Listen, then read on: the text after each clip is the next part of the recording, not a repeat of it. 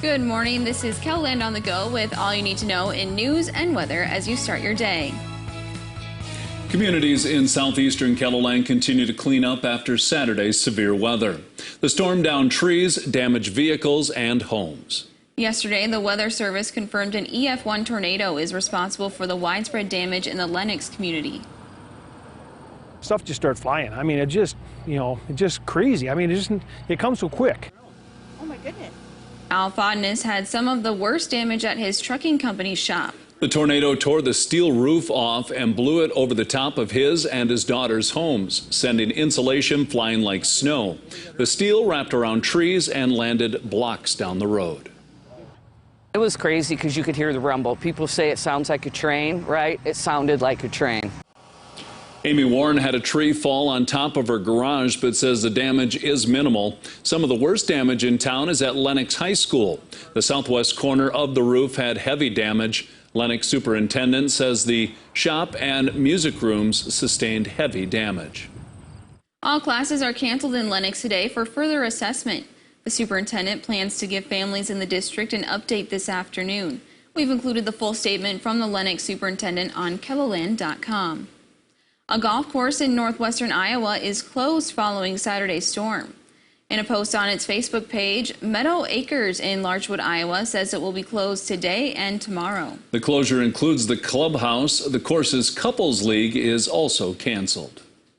This is a look at the hail that fell in town on Saturday. In this video, you can see the hail hitting a nearby minivan. The size of hail ranged from golf ball to baseball. Trees also fell over in town. If you have any pictures or video of the weather, you can send it to youshare@keloland.com. Now let's send it over to Scott Munn for a check of our current conditions. Good morning, Scott. Good morning, everybody. We are looking at calmer conditions to begin our day. We'll see if we get any developing showers and thunderstorms later this afternoon and heading into this evening. And some of those storms may contain some locally heavy rainfall. More rain in the forecast later this week as well, and temperatures will start to cool as we go into this coming weekend, as numbers will fall to the 70s for highs. Brian Carstens will have more details on your forecast coming up. Thank you, Scott.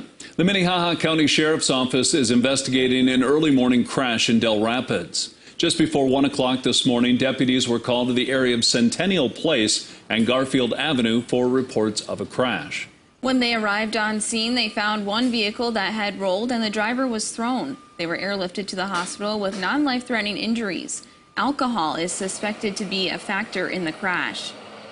One man is dead and another injured following a UTV crash east of Millbank early Sunday morning.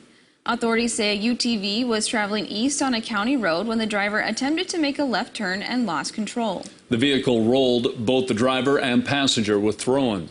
A 43-year-old man was pronounced dead at the scene. A 36-year-old man was taken to the hospital with minor injuries.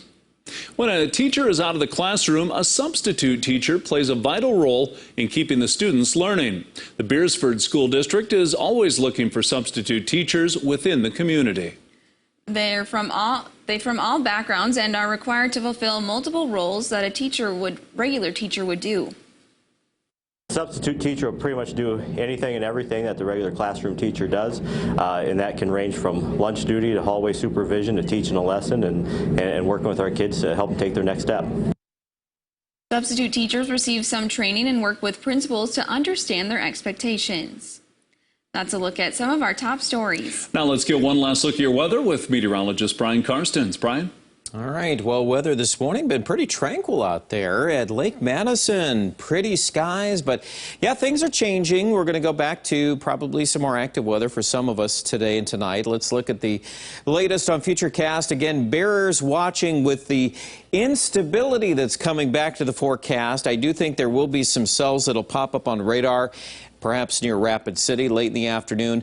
We'll keep a careful eye on some of these East River as well. Now, the thinking right now is that more of these will actually develop a little farther to the west. So Sioux Falls, that may be a bit far to the east, but certainly something I would check back in on midday in KELOLAND as we get a little better lock-in on the position of these thunderstorms. They'll probably tick up in intensity here tonight as some of those winds kick in upstairs in the atmosphere and help to energize these nocturnal thunderstorms. Of course, too, there could be some locally heavy rain in spots, but then that will shift to the southeast here for tomorrow morning. And then that'll leave most of Tuesday dry before we gear up for another storm system for Thursday. And that one will bring some heavy rain as well in spots. So an active week ahead. Highs today, upper 70s, low 80s in the east. 88 Phillip, where again some severe weather could brew this afternoon. Our chance of rain in Sioux Falls will be coming back on Thursday with a high of 85.